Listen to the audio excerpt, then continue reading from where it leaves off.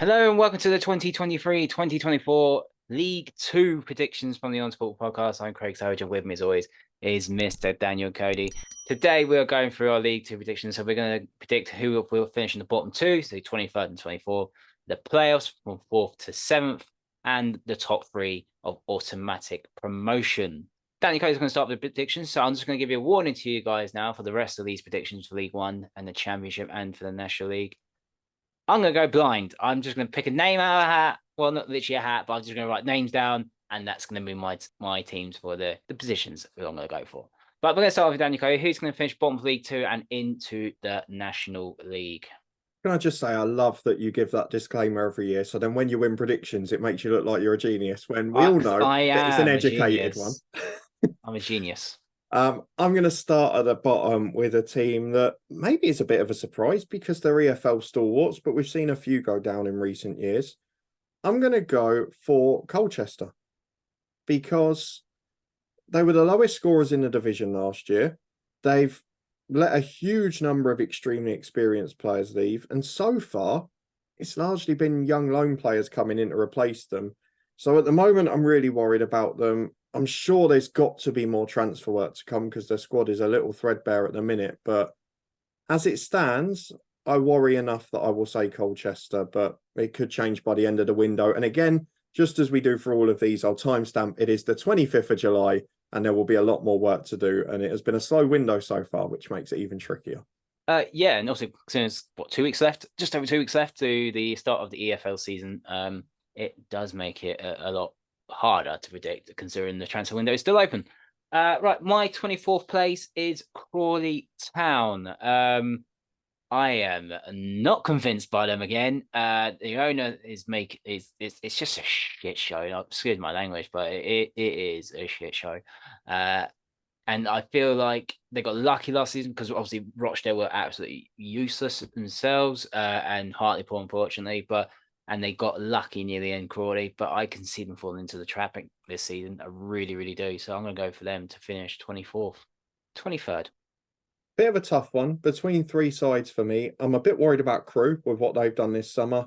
Harrogate have been drifting the last couple of years, and I will be going to watch them in the first cup tie of the season, so I'll keep an eye on them. But the team I've gone for in the end beyond those two is Crawley Town in 23rd, because look, they were the worst defence other than Hartlepool last year, who obviously went down. They've lost a fair few players to League Two rivals, which is a concern too. And they have focused on adding from the lower leagues, which is interesting. Obviously, I've watched a bit of St Albans, so I'm quite intrigued to see that Joy McCain has gone there. But whether he's a League Two player at this stage, I'm not quite sure. Luke Ashby-Hammond in goal is going to have a blinder this season. But the only thing that makes me think they might stay up is Dom Telford's goals, because he always gets some at League Two level. But I don't know if it's going to be enough with the defence they've got. I don't think they've done enough to address it. So Colchester at bottom because they can't score enough, and Crawley 23rd because they're too leaky. Third place for me is Colchester United.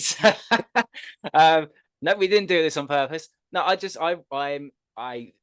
they've just been on that decline for a long time. And once again, like Crawley, just done enough to get out of that zone. And I feel that again, this could be the season that they could actually go, which is a shame because Layer Road was such a nice old stadium.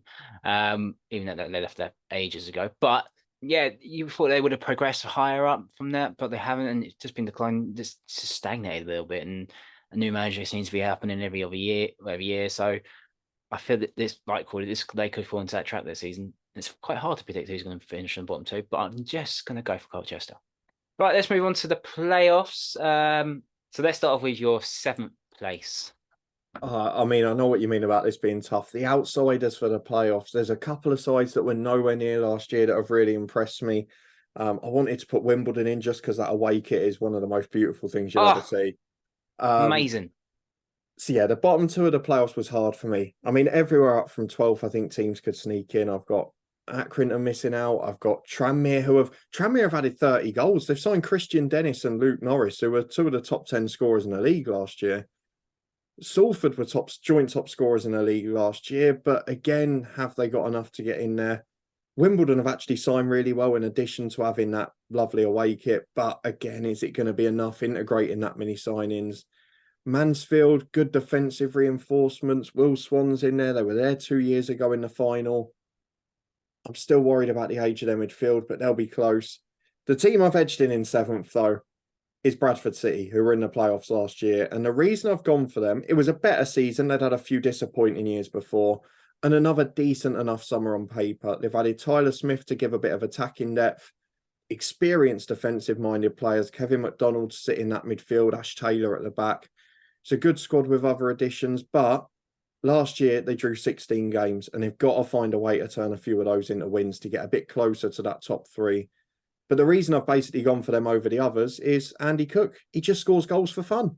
And if you've got Andy Cook in your side, you've always got a chance at the playoffs. How long he can keep doing that for, I don't know. But he's hard to back against because of that. And the last preseason game against Hull, as we're recording this, they did look a bit better. So could be any of those 5 or 6 I've just mentioned. But I've edged Bradford in 7th place.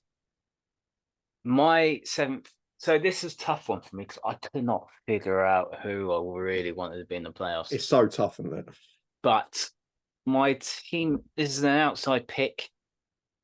I don't think they'll do it, but this is my wild pick. I'm going for Sutton United. Oh, I'm going to watch them on the opening day, so that'll be interesting. Don't know why. I'm just going to go for them. I like Sutton. I think that they've done really well since they've got promoted a couple of seasons ago. But I'm just going to go for Sutton United. So. Well, they did get they struggled a bit for goals last season. They were fair enough defensively. They brought in Harry Smith, who was on loan at Barnet last year, and he scored over 1 in 2. So if you can do that in League Two, you've got every chance of having a shout. But I mean, I nearly did the same with Wimbledon. There's so many who can you can see a path to them getting in there. Right, 6th place for you. 6th place, I am going for the side who I got a lot of stick for not putting in the top 7 last year. They didn't end up in there. And I'm going for a big year for Grant McCann at Doncaster Rovers, who they need stability off the pitch. They went through managers ridiculously last year. They started with Schofield. They ended up at the end with McCann. They had a few in between. McSheffrey had a stint, didn't he?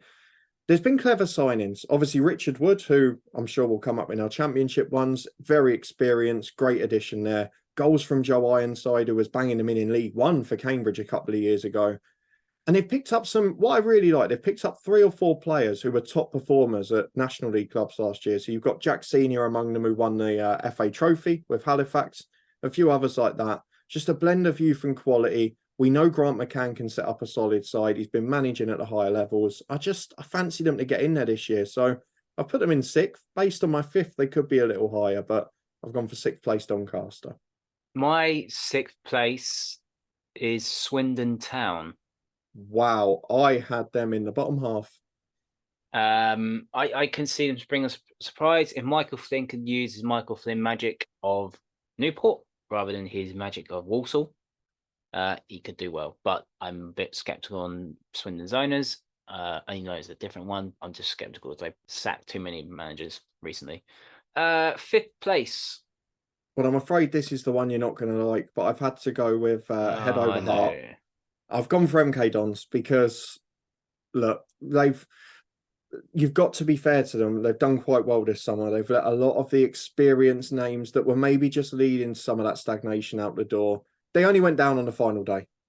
Let's be fair. They only went down on the final day. I like the work they've done so far. MJ Williams and Alex Gilby, who was involved in Stevenage's promotion last year. They're both players with quality at League Two level. And one thing you know for sure is Mo Isa's going to score goals at this level. He's absolutely going to. I'm not going to do Jeff Stelling's joke, but he will score goals at this level. If they can add a bit more of a regular threat, the problem is, and I went to watch them one of the games near the end of last season, and they were playing out from the back. It was so pedestrian. And I know that's a hangover of how they were playing under Russell Martin and how they were playing beforehand, but you've got to have a little bit more intent to get the ball from back to front. And if they can do that with players who I think they've added quality in midfield, then I think they'll score goals and it will be enough to get them in the top 7 because on paper, they've got a top 7 squad now. They're not in my top 7. I'm not surprised, but that isn't a head ruling, is it? Yeah, no, it's not. My 5th place is Notts County. Wow. Don't get me wrong, they just about they were amazing last season, and obviously so were Wrexham, and they just got over the line in the playoffs. And you could say that a good season for them could be consolidating in League Two, but I could feel they can push a little bit more. Having Meadowlane back in the EFL, and obviously the oldest club in the EFL back in there, I think like they can push as well, like what Stockport done recently, and be challenging for the playoffs. So I could see them actually getting that playoff spot. Do I see them winning it? You have to find out. But I feel like they're going to be in 5th place. 4th. Well, it's interesting you mention that because the two sides up from the National League are both in the top 3 favourites to get promotion, which has got to be a new record. But I thought I was going to be controversial. You've done it by putting Notts County in 5th. I've gone for Wrexham in 4th. I've not put them in the top 3, which I know a lot of people will. I'm looking at what happened at Stockport last year because they were then title favourites with the bookies, as Wrexham are now, and they had a really slow start. And Wrexham have had a few slower starts over recent years when people have expected them to do well. We saw the first year when the money came in and the Hollywood takeover. It took a little bit of time. I do like that it's been a fairly quiet summer. They've not gone too mad and tried to revolutionise the squad because a lot of it is League Two, maybe even League One quality already. They're going to be playing direct. They've got handfuls up front. We know what Mullin and Palmer and all the likes can do. Bit of quality in midfield in Elliot Lee. They've got so many players who can unlock a door. But their weakness last season was defence. Now, I know they've added Will Boyle in from Huddersfield, who will be a good addition, someone alongside Ben Tozer with a bit more mobility. Added that to the late signing of Ben Foster. I do expect them to be a bit better at the back, but I don't think they're going to go and run away with it like everyone seems to. The other thing we got to bear in mind here is they've obviously gone on tour to the US pre-season, and it's something that a League Two club is not going to be used to doing. And they're playing in these high glamour games. Or ever. Or No, ever. exactly. They're playing in these high glamour games. They're playing in games where we're going to the Chelsea one. They lost 5-0, didn't they? And it's not a pre-season preparation they'll be used to. And I wonder how much it takes out of them when we get to that middle stage of the season where there's games every 3 days. So there is a little bit of logic here. I'm not just, being annoying. I think Wrexham will miss out on the top 3 because my top 3 are very good. But at the start of these predictions, those 4 I was certain would be in the top 7. So Wrexham definitely in the top 7, but I don't think they make the automatics. 4th place for me is Salford. They were unlucky not to make it through to the final, to be fair. They actually kept the manager for the whole season. That's a good start for them. Obviously, they were challenging for the playoffs, got to the playoffs. Unlucky not to lose, not to get to the final. And I think that's a good building block for them. Where it's like, oh, we've lost that, but we're going to replace the manager on that. I think they finally scrapped that, recruit a good coach, and try and get some young players in with a little bit of experience and grow from that. So I can see that being a good thing for Salford, but it will just be heartbreak on the final day against the 3rd place team. But that's your playoffs. So you have got Wrexham versus Bradford. Oh God, what a game that'll be! Wrexham v Bradford. No doubt Mark Hughes would be all over that. And MK versus Doncaster. So Grant McCann obviously has had playoff experience. Who are you going to go for to get the playoffs, to win the playoffs to League One? Well, probably against the size of the fan bases currently and against expectation, the winner of MK Dons v Doncaster will go up, in my opinion. And what I've got to go for now is the battle of a Grant McCann defence against Mo Isa's goals and a bit of creativity. I think because of the way MK Dons play, I think Doncaster will do them. Doncaster to get through to the final against Bradford, because Wrexham haven't got a great playoff record. We all remember that Grimsby game. And Doncaster to win in the battle of 6th v 7th. Doncaster beat Bradford in the final. In the All Yorkshire final. Even though Bradford's playoff record last season, well, they lost in the playoffs last season themselves. Right, so my one was Salford v Sutton and Notts County Swindon. Ooh. So some interesting ties there. I think Salford will beat Sutton. And I think Notts County will beat Swindon. Oh, God. Are you going back to back at Wembley? Will John Bostock do another Panenka? Well, both these teams have won playoff finals in the National League. I am going to go for, I think Salford might nick it. Ooh. I think Salford will nick it in the playoff final against Notts County on penalties. So you heard it here first. Going right down to wire. I tell you what, penalties and playoff finals, it's the worst thing ever, man. So Not if it's you a win, it's partner. not. Well, we had the winning experience, but oh god, it's stressful. It's bloody stressful, folks. Right. So let's get to your top three. So in third place. Third place, I have gone for a side that were hopeless for the first half of last year, brilliant after a takeover, and just if you go on the second half of the season form, you've got to back them. I'm going for Gillingham because they finished brilliantly and they're united, which we all talk about all of the signings and all of the tactical stuff and whatever. But let's be honest, you can't beat a club that is unified between the dressing room, the fan base, and the boardroom. If you've got that, you're generally in a very good position. And that showed in Gillingham's end of season form.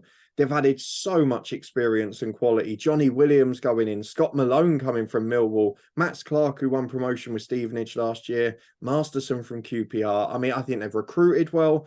If they can pick up where they left off, I mean, they could even finish higher than third, but I think the top two are really good. But Gillingham, for me, I'm fairly confident will be in the top three.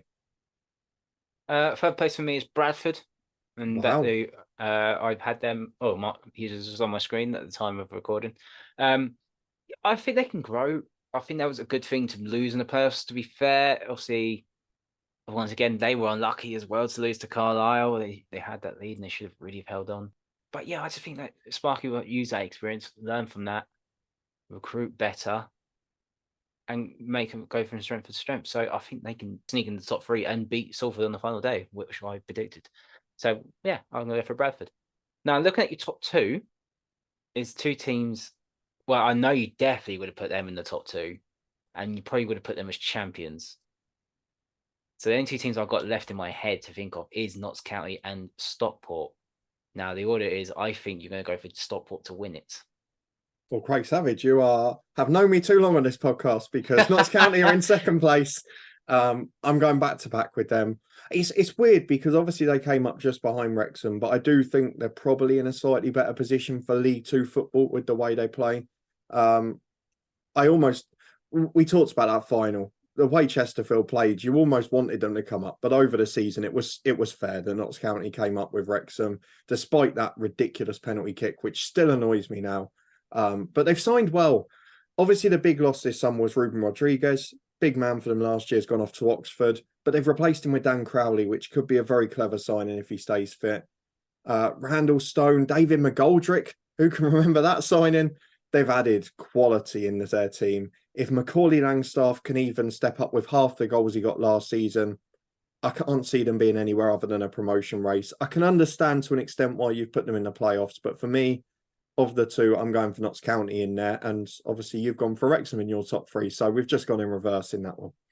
Yeah. And my second spot is Stockport. I feel like, yeah, they're in the cusp. They're so close. So close. They're so close, and I could definitely see them being up there. And obviously, you know who my first place team is because it's quite obvious. Yeah, I don't, you know, I don't think that Wrexham run away with it.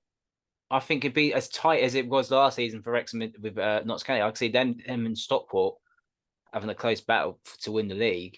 Well, that was 2 I think years that ago would in the be, National League, wasn't it? yeah. So I think it'd be another great battle again, winning the League Two title.